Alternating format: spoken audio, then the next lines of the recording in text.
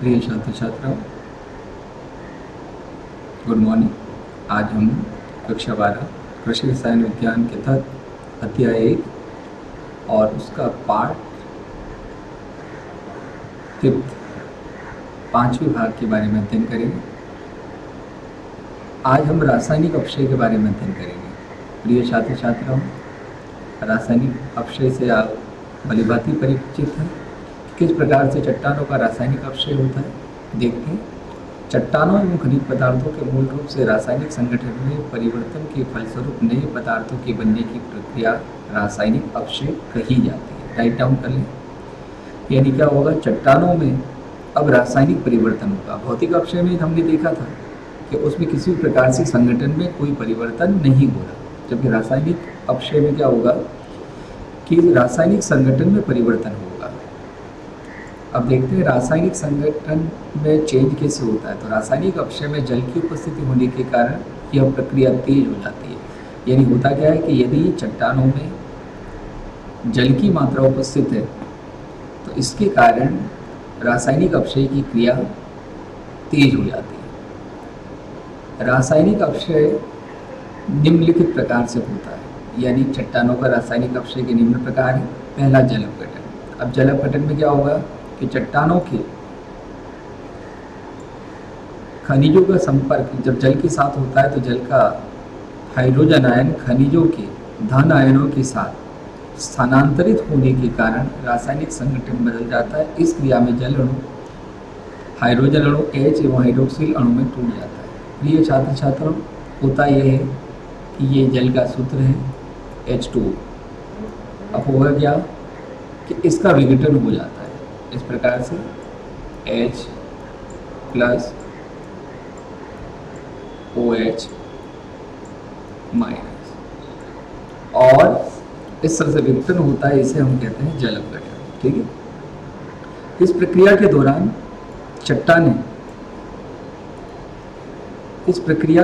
चट्टानें निर्बल होकर के टूटने लगती है और यह जल के अणु चट्टानों एवं खनिज पदार्थों के साथ मिलकर नए यौगिकों का निर्माण करता है। यानी होता क्या है, रासायनिक अपक्षय में सबसे पहले जल अपघटन में क्या होगा, हमने देखा कि किस प्रकार से जल का अणु दो प्रकार के आयनों में टूटता है, H प्लस और OH माइनस। और इन आयनों में टूटने के उपरांत वो जो चट्टानें हैं उसके अणु हैं, वो इन यानी खनिज है, वह इन जल के आयनों के साथ क्रिया करते हैं और नए यौगिकों का निर्माण करते हैं। और जल अपघटन एक दोहरा अपघटन है। यानी जल अपघटन में क्या होता है, पहले तो जल के अणु का अपघटन होता है और दूसरी स्थिति में क्या होता है, वही आयन इन खनिजों के साथ मिलकर के नए आयन बनाते हैं। अब देखिए, आर्थोक्लेज फेल्सपार खनिज जल योजन के फलस्वरूप अम्लीय सिलिकेट मृत्तिका का यौगिक बनाती है।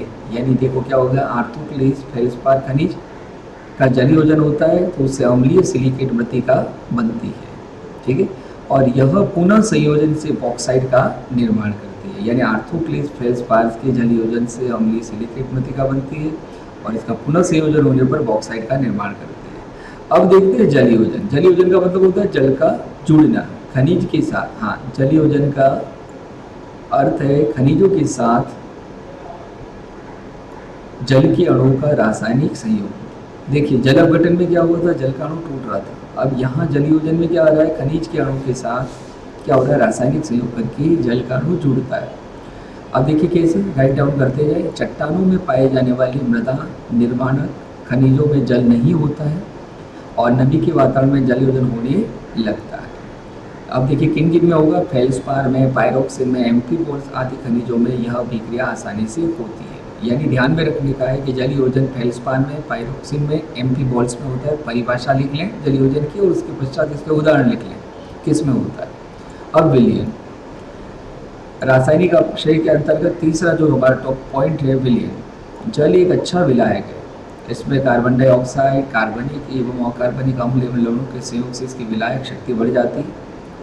सोडियम, पोटेशियम, कैल्शियम आदि आयन जल में घुलकर मूल खनिजों से पृथक हो जाते हैं। अब क्या होता है, खनिज के अंदर यदि सोडियम, पोटेशियम, कैल्शियम है तो वह जल के साथ क्रिया करके उसमें घुल जाते हैं और विलयन के रूप में अलग हो जाते हैं। इसके बाद देखिए ऑक्सीकरण। चौथा है ऑक्सीकरण। ऑक्सीकरण का मतलब है ऑक्सीजन का जुड़ना, सीधी बात। तो ये परिभाषा लिख लें, विभिन्न खनिजों के साथ ऑक्सीजन का संयोग ऑक्सीकरण कहलाता है। अब देखिए, आयरन, मैग्नीज तथा सल्फाइड युक्त खनिजों का ऑक्सीकरण नमी की उपस्थिति में अधिक होता है। हमने देखा है कि जैसे आयरन यानी लोहा, लोहा क्या होता है, नमी और जल की उपस्थिति में, नमी और ऑक्सीजन की उपस्थिति में, वायु की उपस्थिति में क्या होता है, उस पर जंग लगता है। ठीक है, तो ये आयरन, मैग्नीज और सल्फाइड का ऑक्सीकरण अधिक होता है। ऑक्सीकरण के कारण यौगिकों की घुलनशीलता एवं आयतन बढ़ने से अवशेष सरल होता है। ये भी ध्यान में रखें कि ऑक्सीकरण से क्या होता है, ऑक्सीकरण का मतलब है ऑक्सीजन का जुड़ना, किसमें होता है, आयरन, मैग्नीज और सल्फाइड युक्त खनिज में, और ऑक्सीकरण के कारण घुलनशीलता बढ़ती है। अपचयन, अपचयन का मतलब होता है खनिजों से ऑक्सीजन का निकलना। देखो, हमने दोनों परिभाषाएं देखी थी कक्षा 11वीं में। ऑक्सीकरण का मतलब होता है ऑक्सीजन का जुड़ना, और अपचयन का मतलब होता है उसका विपरीत, ऑक्सीजन का निकलना। तो पानी की अधिकता के कारण ऑक्सीजन की कमी होती है, जिसके कारण अपचयन की क्रिया होने लगती है। वेरी गुड, परिभाषा राइट डाउन कर लेना कि खनिजों से ऑक्सीजन का निकलना अपचयन कहलाता है, और पानी की अधिकता के कारण ऑक्सीजन की कमी होती है, जिसके कारण अपचयन की क्रिया होने लगती है। कार्बोनीकरण, परिभाषा, कार्बन डाइऑक्साइड का क्षारों के साथ जुड़ना कार्बोनीकरण कहलाता है। परिभाषा लिख लें, कार्बोनीकरण यानी CO2, क्या है आपकी CO2, ये CO2 क्या होगी, ये कार्बन डाइऑक्साइड का सूत्र है, और ये CO2 जब क्या होगा कि किसी भी क्षारों के साथ जुड़ती है तो कार्बोनीकरण कहलाता है। मृदा में जीवाश्म पदार्थ के अपघटन से कार्बन डाइऑक्साइड बनती है, जो जल से संयोग करके कार्बनिक अम्ल बनाती है, यानी CO2 प्लस H2। अब जब CO2 की क्रिया यानी जल के अणु के साथ H2 प्लस CO2, तो ये बनता है आपका H2CO3, H2CO,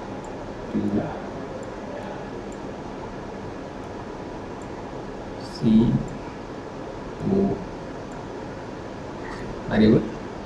और इस प्रक्रिया के कारण जैविक अपक्षय होता है। अब देखिए, ये होता है, हमने देख लिया इस प्रक्रिया के कारण कार्बोनेट और बाइकार्बोनेट बनते हैं।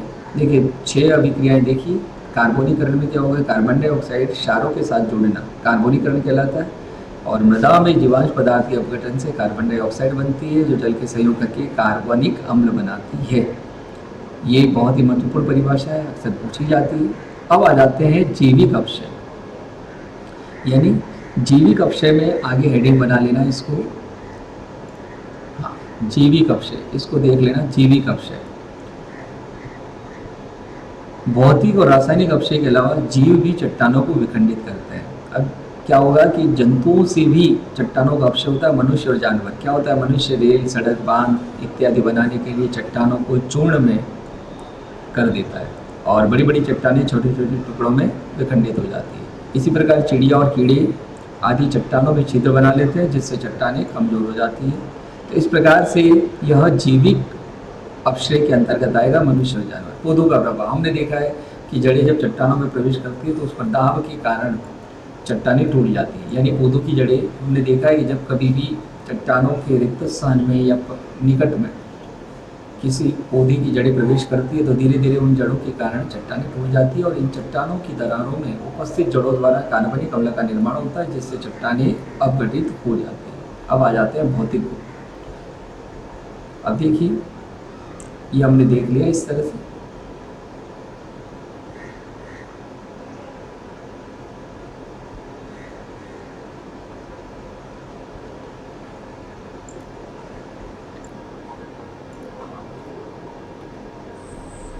जैविक अपक्षय के तहत हमने अध्ययन कर लिया किस प्रकार से मनुष्य और जानवर के द्वारा चट्टानों का अपक्षय होता है, पौधों का प्रभाव देखा। अब देखते हैं सूक्ष्म जीवाणु। प्रिय छात्र छात्राओं, सूक्ष्म जीवाणु के तहत बैक्टीरिया, फंगस, एक्टिनोमाइसीट्स आदि चट्टानों एवं खनिजों से भोजन संश्लेषण के लिए पोषक तत्वों को लेते हैं, जिससे चट्टानें दुर्बल हो जाती है। और इसके अलावा पेड़ पौधों को भी सड़ा गला करके कार्बनिक अम्ल और कार्बन डाइऑक्साइड प्रदान करते हैं, जिससे खनिज एवं चट्टानों का विघटन हो जाता है। यानी होता क्या है कि चट्टानों में रिक्त स्थान जहाँ होते हैं, जहाँ भी रिक्त स्थान है वहाँ जीवाणु, कवक, एक्टिनोमाइसीट्स आदि जो सूक्ष्म जीवी हैं, वे विभिन्न प्रकार की क्रियाओं के द्वारा पेड़ पौधों को सड़ा गला देते हैं और उसके कारण ये रासायनिक परिवर्तन करते हैं। चलिए आगे देखते हैं पाठ्य पुस्तक से। अब देखते हैं अक्षय को प्रभावित करने वाले कारक कौन से हैं। राइट डाउन करते जाए, यानी इस अक्षय को कौन कौन से कारक प्रभावित कर रहे हैं। खनिजों के अक्षय निम्न कारक प्रभावित करते हैं। सबसे पहला है जलवायुवीय कारक। जलवायुवीय कारक, यह कारक अक्षय के प्रकार एवं दर को प्रभावित करते हैं। यह जो कारक है वह अक्षय के प्रकार और दर को प्रभावित करता है। शुष्क दशा में भौतिक अक्षय अधिक होता है, जिसके कारण खनिजों का आकार घट जाता है और उसका क्षेत्रफल बढ़ जाता है। नमी की मात्रा बढ़ने से रासायनिक अक्षय अधिक होता है। यानी जलवायुवीय कारक यदि शुष्क है, यानी तेज गर्मी है, हवा है, तो उसके कारण भौतिक अक्षय होगा, यानी चट्टानों के बड़े बड़े टुकड़े छोटे टुकड़ों में कन्वर्ट होंगे। और यदि वायु में नमी है, वर्षा है, तो उसके कारण रासायनिक अक्षय होगा, जिसमें खनिज है वह जल तत्व के साथ क्रिया करके नए यौगिक बना देते हैं। दूसरा देखते हैं भौतिक गुण। खनिज का आकार, कठोरता, सीमेंटीकरण आदि अक्षय को प्रभावित करते हैं। महीन आकार के खनिजों का अक्षय मोटे खनिजों की अपेक्षा अधिक होता है। हमने देखा है कि बड़े बड़े जो खनिज हैं उसका अक्षय कम होता है, जबकि छोटे कणों का या छोटे कण के आकार वाले खनिजों का अक्षय अधिक होता है। क्वार्टजाइड एक प्रकार का भौतिक अक्षय मंद गति से होता है। ये ध्यान में रखना है कि किसका भौतिक अक्षय मंद गति से होता है, तो क्वार्टजाइड ये एक प्रकार का खनिज है। ठीक है, इसके बाद तीसरा कारक रासायनिक एवं संरचनात्मक गुण। एक खनिज के अक्षय की दर उसके आकार, रासायनिक एवं क्रिस्टलाव गुणों पर निर्भर करती है और कठोर क्रिस्टलाव धीरे धीरे अपक्षयित हो जाते हैं। तो हमने आज अध्ययन किया किस प्रकार से अपक्षय होता है और अपक्षय में कौन कौन से कारक हैं जो उसको प्रभावित करते हैं। पहला कारक है जलवायुवीय कारक। प्रिय छात्र छात्राओं, इस तरह का प्रश्न पूछा जा सकता है कि खनिजों के अपक्षय को कौन से कारक प्रभावित करते हैं। पहला जलवायुवीय कारक, दूसरा है भौतिक गुण और तीसरा है रासायनिक एवं संरचनात्मक गुण। ठीक, अब हेडिंग बनाइए मृदा निर्माण, यानी किस प्रकार से मृदा का निर्माण होता है। अब देखिए मृदा उत्पत्ति मृदा पिंड का उद्भव है, जो कि भूपपड़ी के अक्षय कटिबंध में होने वाले अनेक भू रासायनिक चक्रीय प्रक्रमों द्वारा संपन्न होता है। यानी हमने अध्ययन किया कि किस प्रकार से बड़े बड़े चट्टानों के जो कण हैं वो धीरे धीरे छोटे कणों में रूपांतरित होते हैं और इस प्रकार से मृदा का निर्माण होता है। तो एक परिभाषा और देखते हैं, चट्टानों का भौतिक, रासायनिक तथा जैविक शक्तियों द्वारा मृदा रूप में बदलना ही मृदा उत्पत्ति कहलाता है। तो प्रिय छात्र छात्रों, इस परिभाषा को राइट डाउन कर लें। यस, परिभाषा है चट्टानों का भौतिक, रासायनिक तथा जैविक शक्तियों, भौतिक यानी जैसे कि ताप है, वर्षा है, दाब है आदि के द्वारा, रासायनिक में विभिन्न प्रकार की क्रियाओं के द्वारा यौगिक बनाने के कारण, और जैविक में जंतुओं के द्वारा, सूक्ष्म जीवों के द्वारा मृदा रूपों में बदलना, यानी चट्टानों का मृदा रूप में बदलना मृदा उत्पत्ति कहलाता है। अब देखिए चट्टानों से ही भूपपड़ी बनती है, जिसे हम पृष्ठ मृदा कहते हैं। ध्यान आया होगा आपको कि पृष्ठ मृदा किसे कहते हैं, 0 से 15 सेंटीमीटर की गहराई तक जो मृदा है उसे हम पृष्ठ मृदा कहते हैं और उसी में उपयोगी खाद्य पदार्थ होते हैं। यस, चट्टानें जिनसे भूपपड़ी बनती है वायुमंडल की क्रिया द्वारा टूटने लगती है और इनके टूटने से असंगठित पेतरक पदार्थ बनते हैं और इन पदार्थों को रिगोलित कहते हैं। यानी क्या होता है, देखो इस परिभाषा को देख लें, रिगोलित किसे कहते हैं। रिगोलित की परिभाषा हो जाएगी, ये रिगोलित की परिभाषा देखिए। यस, कई बार पूछी जाती है रिगोलित।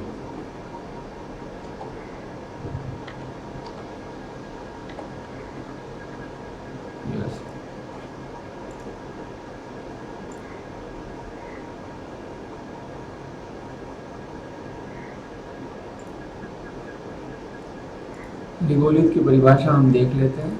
यस, रिगोलित का मतलब क्या है, रिगोलित की परिभाषा देख लें, इसको अंडरलाइन कर देते हैं। चट्टानें जिनसे भूपपड़ी बनती है वायुमंडल की क्रिया द्वारा टूटने लगती है और इनके टूटने से असंगठित पेतरक पदार्थ बनते हैं, इन मूल पदार्थों को रिगोलित कहते हैं। यानी चट्टानों से भूपपड़ी बनती है और वायुमंडल की क्रिया के द्वारा चट्टानें टूटती है, टूटने से असंगठित पेतरक पदार्थ बनता है। पेतरक यानी मूल पदार्थ, इस मूल पदार्थ को रिगोलित कहते हैं। रिगोलित के नीचे ठोस चट्टानें रहती है और परिवहन शक्तियों की अनुपस्थिति में रिगोलित की मोटाई बढ़ती जाती है। रिगोलित का मतलब है मूल पदार्थ यानी चट्टानों के अपक्षय से रिगोलित का निर्माण होता है। परिभाषा राइट डाउन कर ले रिगोलित की कि चट्टानों जिनसे भूपोपड़ी बनती है वायुमंडल की क्रिया द्वारा टूटने लगती है और इनकी टूटने से असंगठित पृथक पदार्थ बनते हैं। इन मूल पदार्थों को रिगोलित कहते हैं। इस परिभाषा को अवश्य नोट कर लें। चलिए आगे चलते हैं। मृदा उत्पत्ति प्राय दो प्रकार के प्रक्रमों के द्वारा होती है। यह पहला प्रक्रम मृदा उत्पत्ति का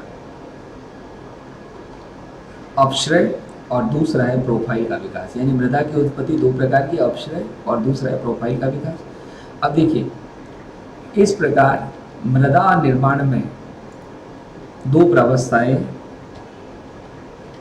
होती है। पहली मूल चट्टानों से कच्चे पदार्थ यानी चट्टान होगी, उससे रॉ मटेरियल बनेगा और इस रॉ मटेरियल से फिर क्या होगा, मृदा पिंड में रूपांतरण होगा। चट्टानों के बहुत बड़े बड़े टुकड़े हैं, उससे रॉ मटेरियल बनेगा और इस रॉ मटेरियल से मृदा पिंड का निर्माण। अब देखिए पहली प्रावस्था विखंडन की, यानी ये जो प्रावस्था है वो विखंडन की है और दूसरी जो प्रावस्था है वह संश्लेषण और उद्भव की है। देखो पहली जो प्रावस्था है वह विखंडन और विच्छेदन की है, इसमें पदार्थ टूटता है और अलग होता है। क्योंकि दूसरी जो प्रावस्था है वह प्रावस्था संश्लेषण की है और उद्भव की है। यानी हमने देखा कि किस प्रकार से मृदा का निर्माण होता है। तो मृदा के निर्माण के दो चरण है, पहला है अपक्षय और दूसरा है प्रोफाइल का विकास। अपक्षय कौन सी प्रावस्था है, यानी मूल चट्टान से कच्चे पदार्थ, और यह प्रावस्था है उसमें विखंडन और विच्छेदन है। जबकि दूसरी प्रावस्था जिसमें प्रोफाइल का विकास होता है, मृदा पिंड का विकास होता है, तो वह प्रावस्था जो है वह प्रावस्था संश्लेषण और उद्भव की है। यह स्लाइड डाउन करते जाए। अब देखिए मृदा निर्माणकारी प्रक्रियाएं, मृदा निर्माणकारी प्रक्रियाओं में जैसा कि हम अध्ययन कर रहे थे, और मृदा निर्माणकारी प्रक्रियाओं में देखिए क्या होता है कि मृदा निर्माणकारी प्रक्रियाएं, यहाँ से देखेंगे इसको कि किस प्रकार से मृदा का निर्माण होता है। दो प्रकार की होती है मृदा निर्माण की प्रक्रियाएं, दो प्रकार की है। यस, कौन कौन सी?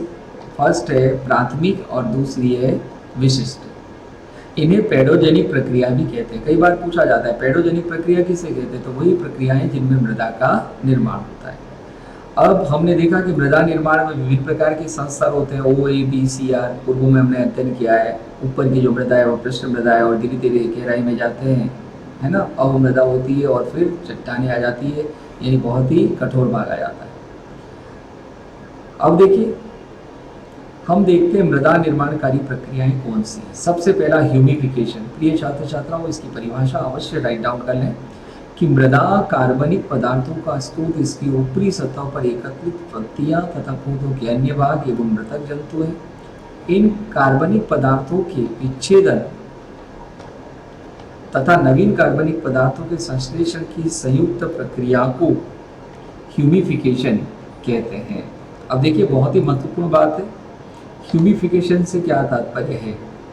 ह्यूमिफिकेशन से मतलब होता है कि मृदा के ऊपर पेड़ पौधों की पत्तियां गिरती है और जंतुओं की मृत्यु के उपरांत सूक्ष्म जीवी उन पर क्रिया करते हैं और क्रिया करके उनके जो रासायनिक पदार्थ होते हैं उसका अपघटन करते हैं। अपघटन करने पर उनको सरल पदार्थों में तोड़ते हैं और नवीन पदार्थ बनाते हैं। इसे ह्यूमिफिकेशन कहते हैं। तो ये परिभाषा अवश्य राइट डाउन कर लें कि मृदा कार्बनिक पदार्थों का स्रोत है और इसकी ऊपरी सतह पर एकत्रित पत्तियां तथा पौधों के अन्य भाग एवं मृतक जंतु हैं। इन कार्बनिक पदार्थों के विच्छेदन तथा नवीन कार्बनिक पदार्थों के संश्लेषण की संयुक्त प्रक्रिया को ह्यूमिफिकेशन कहते हैं। संक्षिप्त रूप में समझना चाहें तो कार्बनिक पदार्थों के विच्छेदन और नवीन कार्बनिक पदार्थों के संश्लेषण की संयुक्त प्रक्रिया को ह्यूमिफिकेशन कहते हैं। बहुत उत्तम। अब देखिए आगे देखते हैं, नोट करके लिखते जाएं। यह प्रक्रिया मृदा की सतह पर ह्यूमस परत, जिसमें ओ संस्तर कहते हैं, बनाने में सहायक होती है। यानी इसके द्वारा ओ संस्तर बनता है। नम उष्ण प्रदेश में सूक्ष्म जीवों की अत्यधिक सक्रियता के कारण कार्बनिक पदार्थों का, हाँ, नम उष्ण प्रदेश में सूक्ष्म जीवों की अत्यधिक सक्रियता के कारण कार्बनिक पदार्थों का विच्छेदन शीघ्र होता है और ह्यूमस एकत्रित नहीं होता। जब पानी इस संस्तर में होकर गुजरता है तो उसमें उपस्थित कार्बनिक अम्लों को विलय कर नीचे की सतहों में ले जाया जाता है और वह संस्तर के विकास को प्रभावित करता है। यानी ह्यूमिफिकेशन में क्या होगा, इस प्रक्रिया को संक्षिप्त रूप में समझने का प्रयास करते हैं। ह्यूमिफिकेशन में क्या होता है कि मृदा के ऊपर जो पेड़ पौधों की पत्तियां गिरती है और जंतुओं की मृत्यु के उपरांत उनके शरीर का अपघटन होता है और अपघटन होने के साथ ही सरल कार्बनिक पदार्थों का निर्माण होता है। फिर क्या होता है, ये पदार्थ मृदा में मिलते हैं और सूक्ष्म जीव क्रिया करते हैं और मृदा के लिए उपजाऊ होते हैं और साथ ही जल के साथ घुल करके नीचे की लेयर्स में जाते हैं। चलिए, निक्षालन, अगली प्रक्रिया निक्षालन। ऊपरी सतहों के अवयवों का अंतस्त्र द्वारा निचली सतहों में आने की प्रक्रिया को निक्षालन कहते हैं।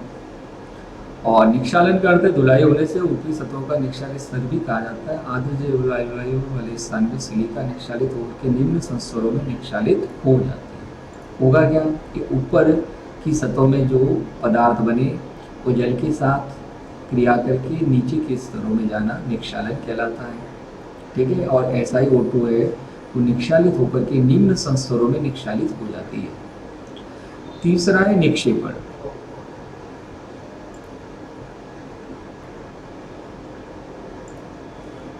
निक्षालन में हमने देखा कि ऊपरी सतहों के अवयवों का अंतस्त्र द्वारा निचली सतह में आना। ऐसा ही O2 है वो निक्षालित होकर के निम्न संस्तर में निक्षालित होती है। ठीक है, और बी संस्तर में। अब तीसरा पॉइंट देख रहे हैं निक्षेपण। कार्बनिक व अकार्बनिक अवयवों का निचले संस्तरों में पहुंचकर जमा होने को निक्षेपण कहते हैं। यानी कार्बनिक पदार्थ और अकार्बनिक पदार्थ कैसे बने, पेड़ पौधों और जंतुओं के अपघटन के उपरांत, संश्लेषण के उपरांत ये पदार्थ बनते हैं और नीचे के संस्तर में पहुंचना। ठीक है, इसे कहते हैं निक्षेपण। राइट डाउन कर लें। निक्षेपण का अर्थ होता है धुला हुआ और इस संस्तर को निक्षेपण संस्तर भी कहते हैं। ठीक, और इसको देखते हैं इसका, यस, यानी क्ले,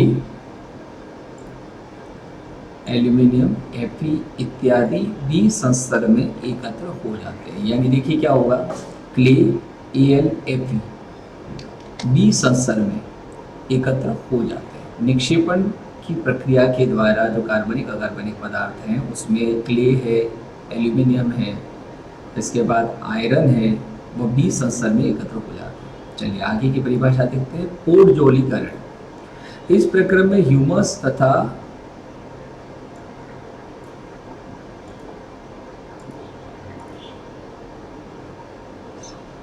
सिलिका के ऑक्साइड, ह्यूमस तथा सिलिका के ऑक्साइड ऊपरी संस्तर से बह करके नीचे के संस्तर में आके जमा हो जाते हैं। ठंडे तथा नम प्रदेशों में यह होता है। इसको कहते हैं पोर्टजोलीकरण। पोर्टजोल का जो अर्थ है वो रूसी भाषा में और पोर्टजोला से लिया गया है, जिसका अर्थ है राग जैसा। ठीक है, पोर्टजोलीकरण में क्या होता है कि ह्यूमस और सिलिका के जो ऑक्साइड है वो ऊपरी संस्तर में बह करके नीचे के संस्तर में आकर के जमा हो जाते हैं और यह ठंडे और नम प्रदेशों में होता है। और पोर्टजोल जो शब्द है रूसी भाषा से लिया है, इसका अर्थ है राग जैसा। ठीक है, और इसमें संपूर्ण सेलम का निक्षालन होने से पूरे क्षार निष्कासित हो जाते हैं और मृदाएं अम्लीय बन जाती है। यानी क्षारों का निष्कासन होने से यहाँ पर मृदाएं अम्लीय हो जाती है और ठंडे और नम प्रदेशों में होता है। तो देखिए पोर्टजोलीकरण में क्या होगा कि ह्यूमस और सिलिका के ऑक्साइड ऊपरी संस्तर से बह करके नीचे के संस्तर में एकत्र हो जाते हैं। और पोर्टजोला शब्द का अर्थ क्या है, राग जैसा। कई बार 1 नंबर का प्रश्न आ जाता है कि पोर्टजोला किसे कहते हैं, तो आप लिखेंगे राग जैसा। Yes, next, laterisation. इस प्रक्रम में Fe और Al ऊपरी संस्तर में रहते हैं और तथा सिलिका नीचे के संस्तर में चली जाती है। होता क्या है, देखिए वो जो हमारा सिलिका, Fe और Al का जो निक्षालन हुआ था उसमें से Fe और Al ऊपरी संस्तर में रहते हैं और सिलिका नीचे के स्तर में चली जाती है। इससे बनने वाली मृदाएं अम्लीय होती है। अब मृदाएं आपकी अम्लीय होती है। लेटराइट शब्द का अर्थ है लैटिन भाषा में ईंट के समान लाल और कठोर होना, जैसे हमने पोर्टजोला में देखा था राग जैसा। और यहाँ लेटराइट का अर्थ क्या है? ईंट के समान। कई बार पूछा जाता है लेटराइट का अर्थ लिखिए, तो लैटिन भाषा में लेटराइट का अर्थ है ईंट के समान लाल और कठोर होना। लाल रंग असंस्तर में फेरिक ऑक्साइड की अधिकता के कारण होता है, यानी ये जो लाल रंग है वो फेरिक ऑक्साइड हीमेटाइट की अधिकता के कारण है। और यह मृदा उष्ण और अर्ध उष्ण प्रदेश में पाई जाती है। ठीक है, चलिए आगे चलते हैं। कैल्सीकरण। नेक्स्ट, कैल्सीकरण परिभाषा देखिए, मृदा के ऊपरी स्तर में कैल्शियम कार्बोनेट के संचलन अथवा अक्षेपण की प्रक्रिया को कैल्सीकरण कहते हैं। तो ये परिभाषा आप राइट डाउन कर लें, बहुत ही महत्वपूर्ण परिभाषा है कि होता क्या है कि मृदा के ऊपरी संस्तर में calcium carbonate CaCO3, calcium carbonate का सूत्र होता है CaCO3, संचलन अथवा अवक्षेपण की प्रक्रिया को कैल्सीकरण कहते हैं। कैल्सीकरण CaCO3 का संचलन अथवा अवक्षेपण। संचलन का मतलब होता है जाना, प्रवाहित होना। अवक्षेपण का मतलब होता है एक ही जगह पर एकत्र हो जाना गाढ़े रूप में।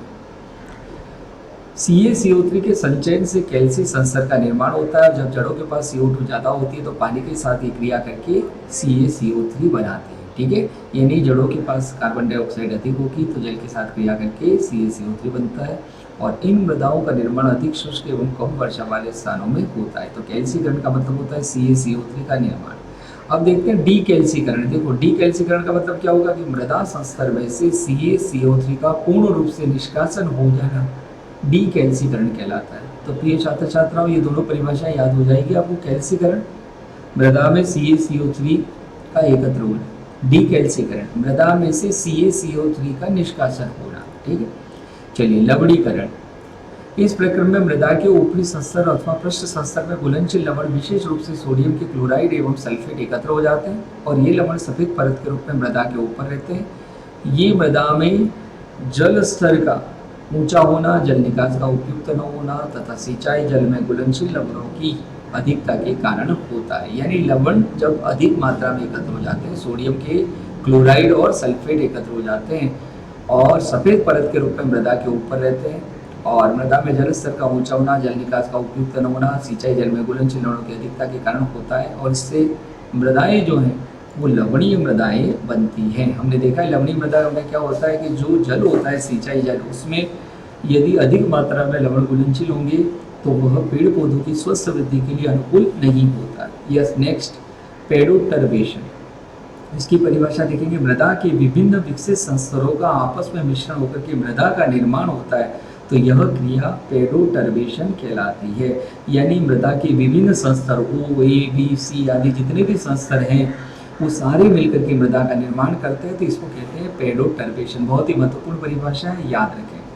सभी मृदाओं में विभिन्न संस्तरों का सम्मिश्रण होता है। यह क्रिया जंतुओं जैसे दीमक, केंचुए, चींटी और गाद बनाने वाले जंतुओं, वनस्पतियों व क्ले के संकुचन तथा फूलने के कारण मिश्रण होता है। यह बहुत ही महत्वपूर्ण अभिक्रिया है पेडोटर्बेशन। अब होता क्या है, संस्तर अलग अलग बन गए लेकिन उन संस्तरों को मिक्सअप करने का काम ये जीव करते हैं। जंतु, दीमक, केंचुए, चींटी, गाद बनाने वाले जो मिट्टी में रहते हैं। तो प्रिय छात्र छात्राओं, आज हमने देखा किस प्रकार से मृदा के विभिन्न संस्तरों का निर्माण होता है। आगे इसी के अगले चरण में हम इस यूनिट के शेष बचे टॉपिक को अध्ययन करेंगे। आप इसके नोट्स बना लें और कृषि रसायन का जो रजिस्टर है उसको आप नियमित रूप से इसके नोट्स बनाएं, उसको याद करें। धन्यवाद।